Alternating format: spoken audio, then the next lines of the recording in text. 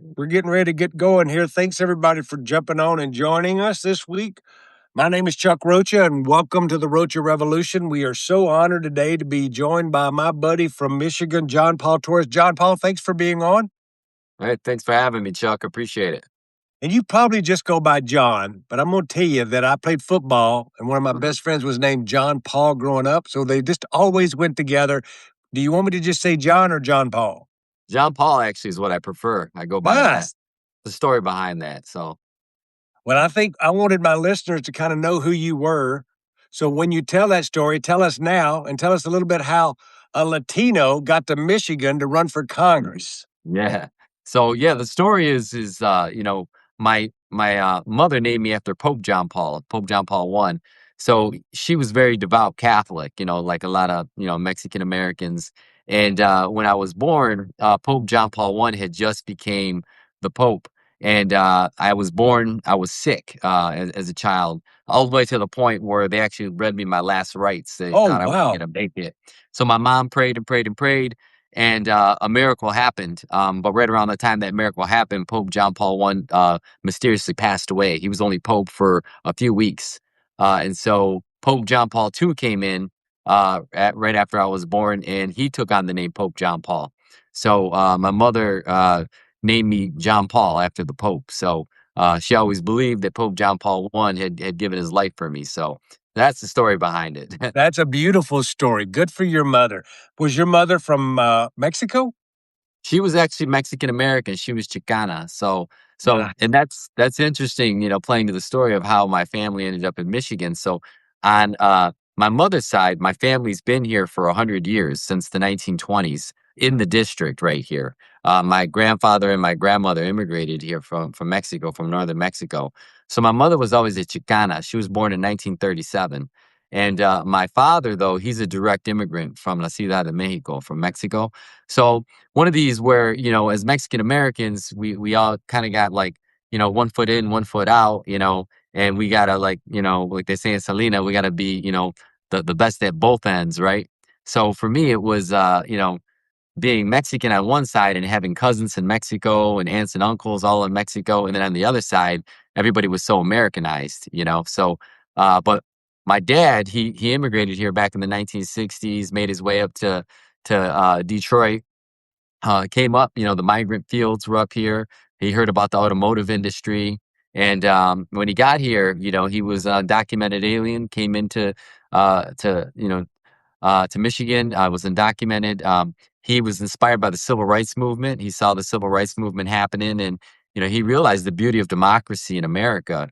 And he was so proud that he later went on to become a citizen. Eventually, he married my mom as well. My mother was a citizen, and then my Where did father where joined. did where did they meet?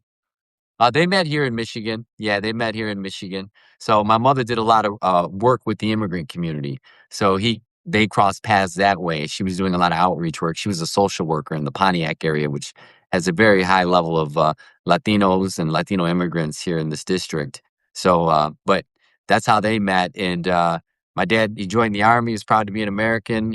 Served, and then when he came back from the army, he worked on the auto line for 40 years at General Motors. So Pontiac Motors right here. So the factory they had over here. That's awesome. There's so many and for those of you who are joining, John Paul Torres is running for Congress in Michigan 11. So we want to keep saying that because we want you to follow him. We want you to go there to support him.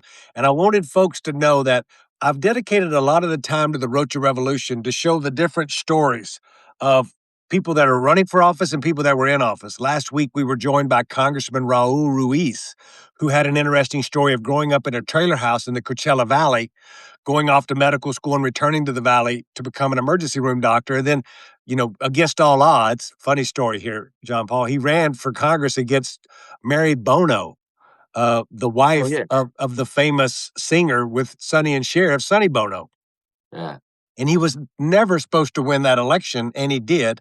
And so I think these unique stories need to be told. And I like using the platform that I have here with the Rocha Revolution because folks who aren't from Michigan or from the Midwest don't know what I know, which is there's lots of Latinos, a lot of Hispanic, a lot of Mexican Americans, Chicanos, whatever your flavor is, they're all there. Yeah. And I knew that because of my days working in the steelworkers. and being in the union because the steel workers and the auto workers were very tight. So I would go up to Black Lake. For those of you who don't know, Black Lake is a training center in northern Michigan, Yeah. and I'd go to schools there with the UAW. And you meet all these Mexicans who are working in the factory, and I'm like, "How did y'all?" And it was like, "Dudes, this is where the jobs were back in the Yeah. '60s. We all came up and we all found houses and we could all make a great living." And that story's just told over and over, right, John Paul? Oh, yeah. We used to actually go to Black Lake because my dad, he became a union organizer with the Oh, UAW. Yeah. And he was very involved with the union. So that's really a lot of how I got into politics was I used to go and organize with my dad at the union hall. We worked on a lot of political campaigns. But my very first presidential race was 1988 when Jesse Jackson ran for president. Because my father, I mean, the civil rights movement was a big piece to him that he always followed Jesse Jackson and respected him. So when he ran for president, he said, we're all in. And Jesse Jackson actually won Michigan in that primary. So but that was one of my first memories, and it kind of came full circle because after college, I worked on Capitol Hill. I went to go work on the Dream Act in 2002. And when I was going into my office one day, I saw Jesse Jackson standing outside of one of the buildings. Ran up to him. shut up. Yeah, I introduced myself and I says, Reverend Jackson, I worked on your campaign in 1988. We snapped a quick picture. It was back before this camera phone, so it was, I had one of those disposable cameras, but I still got that picture. I still have it, and I got it in a frame up in my office. So it means a lot to me. But yeah, that's how we got involved in politics. Let's complete that story now. We know how your mother and father got to Michigan. We know that he was an organizer. We knew your mama was a social worker. Let's talk a little bit about your career and your trajectory to becoming a congressional candidate, which in itself is a big deal in our community. We need more representation, and there's lots of representation needed in Michigan. But walk us through where you went to school and where you were headed before you decided to run for Congress.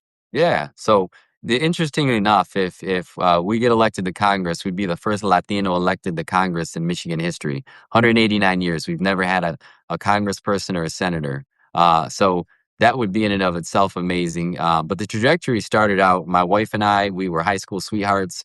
We had started a family young. We were just 19 years old when we had our daughter, our oldest. And when my daughter was born, I tell people, I was working at Arby's, roast beef sandwiches, making them 5.10 an hour in 1998. And so my trajectory is very unlikely. But when she was born, I knew I had to find a way. I knew I had to do something to better her life, my life, and provide for my family. So I enrolled in community college. It's Oakland Community College over here. I remember I got a credit card, $450 for the whole semester, put it all on the credit card. And one of the very first classes I took was Introduction to American Government, Political Science 101. And I knew I loved politics and liked it. And I said, well, that could be a good thing to study. And about 3 weeks into the class, my professor walked up to me. He says, you're good at this. And I said, oh, thank you. He says, no, he says, you should pursue this. You should, pursue this in education and in a career. And for me, that was it. That's all I needed, the validation. So I went on to did 2 years at the community college, went on to the university, Oakland University, got my bachelor's degree in political science, then to University of Michigan to get my master's degree in public administration, and then postgraduate education at Michigan State University, Department of Public Policy and Social Research. So, and we did all that. My wife and I did all of that, putting each other through school, working parents, living in government subsidized housing. Our daughter was a WIC child, women, infant, children to get her nutrients. She was a Head Start child as well. So I talk a lot about that and the trajectory of where I am today, some 28 years later, where I can actually be in a position to be a viable candidate for Congress.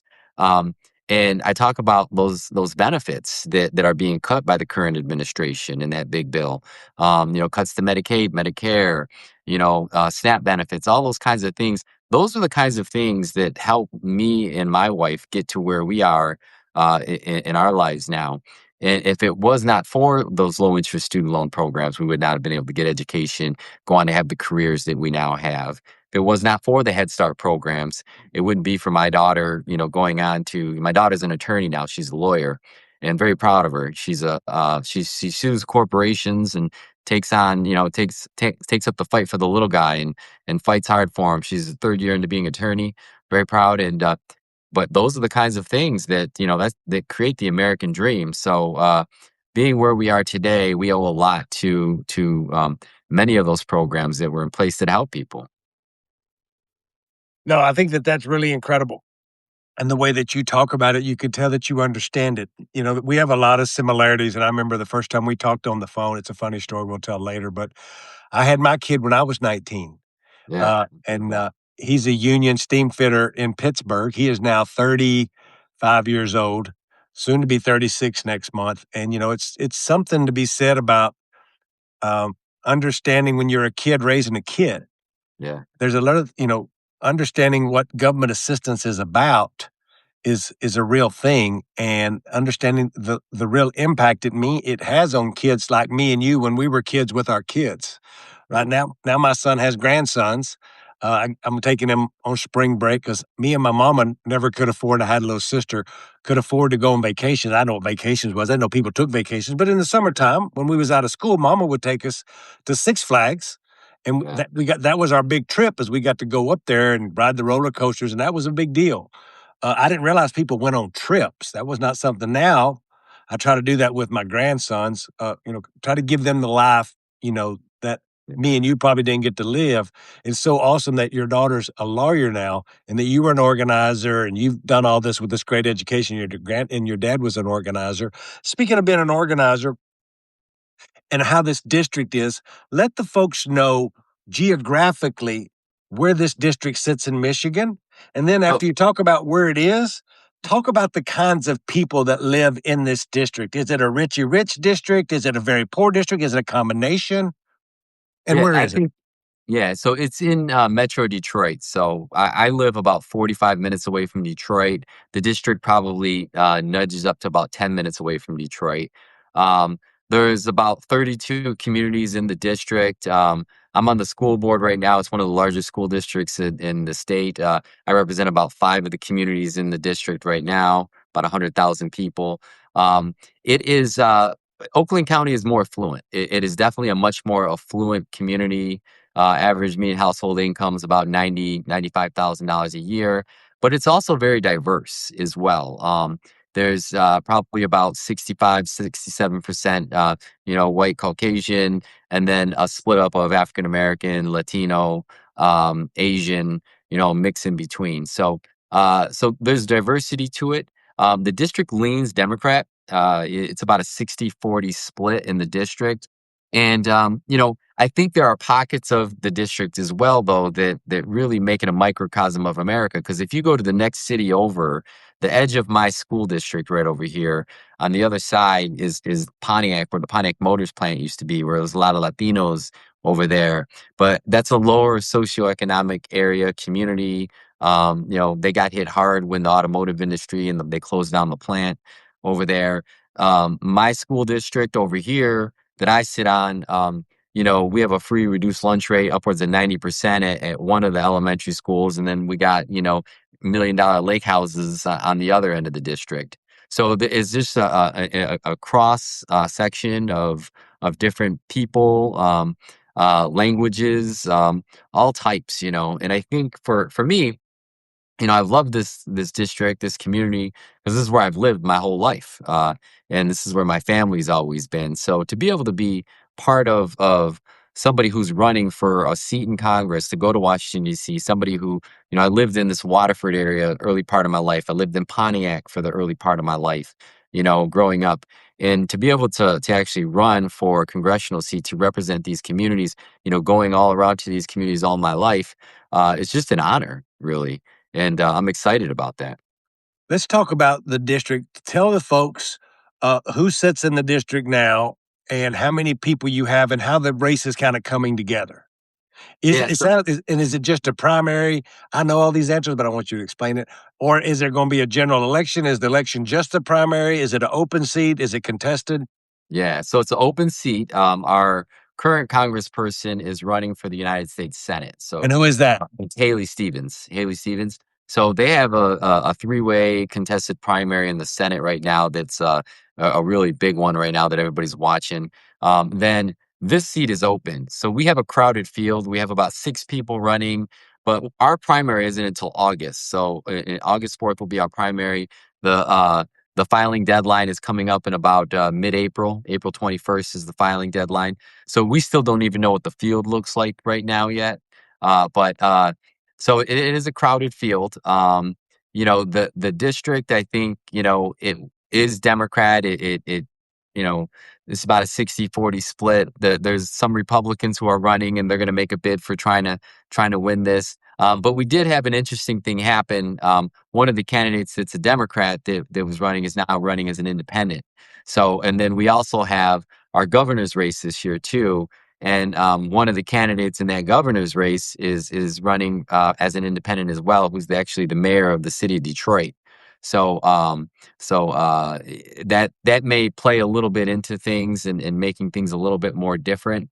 But as far as the pool of candidates that are running, we're all diverse. I think we all sit at different levels of our democratic values. And I always tell people, not all Democrats are the same. I'm more of a progressive Democrat. I'm more of a blue collar, working class coming up through. And I told you about my story and having to put my wife and we put each other through school. So my experiences are different from theirs. And I think that differentiates me as a candidate between them. And so when I look at, all the people in the race and what we're doing, we're all, fashioning it in a different way. But I think the person who's going to have the strongest message, being the most consistent, the best name recognition, when this is all done, is going to win. But that primary is going to be in August, but it's still got a long road to go. Is it winner take all, or is there a runoff if you don't hit a certain threshold? Nope, no runoff, winner take all. So, yep, you win that race, you're in. So, and it's interesting too, because I always tell people I've been involved in my first race was in 2010, and in that race, I won that election by one vote. I won a three-way primary in 2010 by one vote, and that was all my grassroots door knocking. Yeah, one vote, three votes on election night. Went to a recount, and after the recount, I won the election by one vote. So I Wow. tell people every door, every phone call, every conversation, it all matters because it could be just that one vote. And even this day in my community, people always say, they're like, you wouldn't be there if it wasn't for me. It was my vote. It was my vote. Don't let me down. So, but it's a good story. For those of you at home who are political animals like me here on the Rocha Revolution, you know what our buddy John Paul is talking about. Multi-candidate primary, winner take all. He don't have to win 60% of the vote. He don't have to win 50%. Don't get me wrong, he's trying to win 100%. But when you break up an electorate in that many pieces and you have folks like him who are part of the community, elected to school boards, that's how you start fashioning together enough votes to win, even if you don't spend the most money. If you have the most rampant support in a Democratic primary, especially in this year, I've seen lots of strange things happen and a lot of good things. When I ran Bernie Sanders' presidential campaign in 2020, we knew that the only path we had to winning the White House was everybody staying in the race because we had a stalwart group of folks, about 25% of the electorate, who loved Bernie Sanders. But we knew if a lot of other folks dropped out and it was just a 101, then it would be really, really bad. And so that's why we kept pushing to do that piece. And so anything can happen. And for those, again, following, before we go to the next question, John Paul, because I want to do this a couple times in the thing, in the thing, in the Substack, give folks your social medias, but first start with your website so that folks can go there and give you money. Yeah, that'd be great. So JohnPaulTorresForCongress.com, JohnPaulTorresForCongress.com. Go there. When you go to the website, you'll see on there, it has all my socials on the bottom. So you can click on any of those socials. You can get connected with me. You can follow me. You can get access to me. Also has a little donation link on there. That takes you right to my Act Blue. You can donate right there on the social media as well. So that website's the one-stop shop. I think my team has really set it up well and set up all my socials. People ask me my handles. I don't know, man. I talk to my team. That stuff's, I'm that age group where that came a little while after. So, but you go there, it'll take you right to my handles. You can follow me. It's got my YouTube page on there. It's got all my media appearances and, the debates that I've done on some of the local news and all those kinds of things. You can check it all out. Let's talk about some issues now. As I just finished the Texas primary. with James Tallarico and a few congressional races we were working on down there. And there is an overarching theme that kind of cuts through not only Texas, but we worked in New Jersey in the governor's race. And I got to do a bunch of door knocking with a bunch of our team members down there on that. So over the last 6 months, there's this thing happening across America. And my question will be to you in a second about how does this affect Michigan? And are you hearing the same thing or something different? But the things that we've been hearing mainly in Latino neighborhoods, which are working class neighborhoods, which is a lot of Michigan and a lot of this district. Mhm. And I've been describing it on TV as an anxiety. Folks are really anxious about like making it every day. They're anxious when the gas prices go up. They're anxious about the price of how much groceries have went up in the grocery store. In New Jersey, they were very anxious about utility costs that had literally doubled in New Jersey in the last year. And in Texas, it was a lot around beef and the price of groceries in the grocery store. And now gas prices because of the war, lots of gas prices going up. And then you sprinkled above that, especially in the Latino community, you had these masked ICE agents in the street trying to deport their friends and family. And these Latinos were all in for deporting criminals and folks who come here and break major laws or do heinous crimes. But if you're only if you're only the only law you ever broke was crossing the border with your family to get a better life, that's not what they signed up for. So you take the economic anxiety and then you lay over it this anxiety of they could happen to me and I've got to carry my passport now. I'm a U.S. citizen. And that's driving this tremendous turnout of Latinos and working class people who are saying, I'm sick and tired of being sick and tired. When you're in community in Michigan, John Paul, what are you hearing from voters about they're anxious? There's a lot of anxiety. Those two things you just touched on, the immigration issue right now. They're trying to build a detention center just outside my district, right? It's in Romulus, which is just next to the airport, and they want to put a ICE administrative office in Southfield, which again, it's just right outside my district. This detention center, 500 people capacity. Who are they going to stick in there? They're going to stick the people from my district in there, right? So we've been speaking out against that. We're seeing the masked ICE agents. We're seeing a lot of ICE activity right here locally in the Pontiac, Waterford area. So there's a lot of anxiety, and it's very disheartening to see because, you know, according to the Supreme Court, people that look like me, look like you, Chuck, we could be detained just based off the way that we look. Our last name, Rocha, Torres, my whole family, my little girls, my wife, my wife's Puerto Rican, territory of the United States, but my daughters are Mexican and but they look like me, so you could put, and so that is creating a lot of anxiety. And then you couple that with the war and the affordability crisis that we're seeing in this country right now. Um, Gas prices, you talked about it, up 50 cents, since this war has started, right? People got to get to work. How does that affect delivery as far as goods go? That's going to up the prices at the supermarket. I was just seeing today that many of the prices on a lot of items are going up in the stores. So this idea that the anxiety is just building amongst people between another war that we're looking at, an affordability crisis, masked people coming through the streets, ICE agents, right? And I think it's resonating here within my community and my district. One of the top issues is immigration, and now the war is coming up too, as well as is another top one. Another top one is affordability, especially amongst the younger people who are just starting out, just like we did years ago.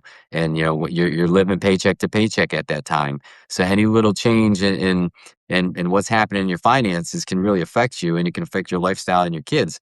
So there is a lot of anxiety right now, and I don't think it's going to end until this administration has some real checks and balances in place. And I'm not seeing it with the Republican Congress. And we got to see it with the Democrats, but we need to elect the right kind of Democrats to actually hold them accountable. I joined this party, John Paul, in 1990 because I was told by my grandmother, I'd never really voted. None of my family went to college. She said, we're Democrats. When I asked, who do I register with? She said, because the Democrats are with the workers. She said, Republicans, I just went to work in a tire factory, John Paul, at that point, with where my dad worked. My dad had left since I was 5, but he got me in there because I just had this kid. I needed health care because I had a child. and I got in custody of that child when he was 3 months old and raised him by myself. And, my grandmother said that they're with the bosses, the Republicans are for rich people, and that's kinda stuck with me, but as this Democratic Party has changed over the last 35 years, we've quit talking to working people the way that the Democratic Party talked to working people back then about the sanctity of work and the pride in work and the pride of taking care of your family and what it's like to need to make a job. Like I'm like you, I worked in a grocery store when I was 16, making $5 an hour because that's what minimum wage was back in the day, right? And then I'd work any kind of odd jobs to make side hustle money, cutting wood and trapping fish, whatever it is, to make ends meet with this little boy. And I think a lot of what we talk about as Democrats now need to get back to that and being back to being a labor Democrat for workers. And I say this to lead into a question about Trump. Michigan is one of those states that has somewhat trended more Republican on the back of working people Yeah. being sold a bill of goods by a carnival barker that sounds like a working class Democrat used to sound by saying we should implement some trade policy to protect our core industries, things I supported as a Democrat, to be honest, Right. back in the day. With that, we needed to drain the swamp of people that think they're better than us because they have this power and a rigged system, which is a Bernie Sanders talking point that Donald Trump tried to use. And ironically, I'll say this today that we should stay out of foreign wars when there's people hungry in our own districts and we need to build schools here and having to go to now have to rebuild other countries because we are bombing poor people over there. And now he's got none of that was true, but it did cause working Michiganders to want to give him at least a shot. Do you see those people starting to come back now? I do. I do. I see him, and Trump in his messaging, he's good at it. He's good at telling lies. He's good at telling people what they want to hear, and he did. He won Michigan. He flipped Michigan. Took down the blue wall in the 2016 election. Everybody thought that Michigan was going to be safely go for Clinton. Uh, didn't in 2020, and he lost the election in 2020. Then came back in 2024 and flipped it again, right? And he spoke to a lot of those blue collar working class Democrats, the very ones that I worked side by side with in the union hall with my dad when we worked on the Clinton campaign, when we worked on, many of these presidential campaigns, the Gore campaign, all those campaigns over the years. These same union guys, right, who were true and through Democrats flipped for Trump. And I tell you, when I first announced that I was running, one of my first phone calls was a friend of mine who'd helped me through the years. I hadn't talked to him though probably in 6 years. He had been one of my biggest volunteers, union guy. And I called him. I said, "Hey man, I'm running for Congress. We did it, man. And dialing for dollars. These are easy dollars, right? Because these are your friends and stuff." And he says, "Sorry, man, I'm the other way now." I said, "Well, what do you mean?" He says, I said, "Wait, are you voted for Trump?" He's like, "I'm a Republican." I said, "Wow," and I was just floored by it. But he spoke to those blue collar working class, union people. And for me, it was they took the bait, and I think we're seeing right now that he's not looking out for them. He's not looking out for the working class. He's looking out for himself. And people have to understand that, and but unfortunately he messaged it, and I got scared in that 2024 election. I walk driving around and I see these little lawn signs that says, uh, you know, Harris is gonna raise your grocery prices. Just simple messages that resonated with people here in my district, right here in my community. I'm a very working class community right here in Waterford, and you know, Trump is my community is another one that flipped from Democrats to Republicans in these under these Trump years because it's a lot of blue collar working class people who who used to be Democrats, and now they're Republicans. So, but I'm hoping that once this administration is all done, or even these 2 years, people are going to realize and see, and I think they are. They're saying he isn't fixing their problems; he's not looking out for them. But we as Democrats, we got to do a better job of speaking to them, and that's why for me, I bring it home to my upbringing and my values and my work background and I've been a union member most of my career and my parents being in the union and my dad being a union organizer and the corporations shutting down the factories and people losing their jobs. These are the things people want to fight against, and we got to speak to that community. Yeah, and I think that that means a lot, and, I think that what you're saying is that we rarely hear congressional candidates talk that way. You know, we talk at 30,000 feet, and I love the way that you explain things in the way that regular folks talk, and I think that that resonates, and I think we're missing a lot of that. As Democrats, we know we're the party that's right on issues, but sometimes we're trying to explain people why they should vote for us when we should just get them to like us, because a lot of it is just liking and trusting you, to your Yeah. point, right? Let me ask you this, and we can close. This is the last hardball, and I'll send there may be 2 more softballs. When folks come up to you, at the door and you're knocking at the door or you're meeting somebody that you don't know, when they ask you why you're running, "Why have you decided to do this?" What's your answer? My answer is that you see what's happening in this country, right? You see the attacks on immigrant populations. You see the affordability crisis, attacks on education, student loan programs, right? Anybody that's different, just the chaos, right? Even if you align with Trump, a lot of people that do still believe that this is chaos that is happening. Mass people marching through the streets, and justifying it by saying, well, you know, my life could be threatened. I've worked in law enforcement for almost 25 years. I've never once worn a mask, right? I've judges, attorneys, prosecutors, probation officers, they don't wear masks and they put people in jail. Why? Because the Constitution says that you have a right to know who your accuser is, right? But I look around this country and I see all the things that are happening.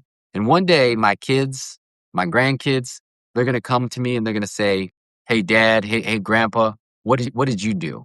Right? You were an elected leader at that time. You got all these, degrees in political science and administration and government, right? What did you do? And I'm going to have a clear conscience. I'm going to say I fought up against the injustices from day one, right? I stood up for immigrants. I stood up for kids. I stood up for education. I stood up for people who are the lower tier of the socioeconomic. I stood up for these governmental programs. So for me, for running, I think it's the most important thing I can do. It's like standing up for your country and doing what is right because you know you are qualified and you know that you can do good. And that is important to me. Last 2 questions are easy. They're cultural questions. I like to ask all of my, folks who come on here to the Substack 2 things. Thinking back on your childhood or something that your wife makes, I need to know what is if you're going to the penitentiary tomorrow or to death row, what's your last meal? Oh man, my wife's tres leches cake. Oh my Ooh. God. Yeah, she hooks it up. I'm telling you. And everybody, friends of ours, they all special request it, man. She hooks it up. So for me, and I'm not even a sweets guy or a cake guy, but man, she makes it so good. So that's my last little indulgement before. Uh, as you have watched baseball and football and all these sports growing up, when a player walks up to the plate, they play the song that pumps them up as they're getting ready to go to bat, and I'm gonna need to know what your walk-up song would be. Oh man, that's a It's the one really. that gets you going, it's the one you play at the gym, it's the one that makes you wanna get up and dance. Yeah, I think it's changed over the years, but Bad Bunny, man.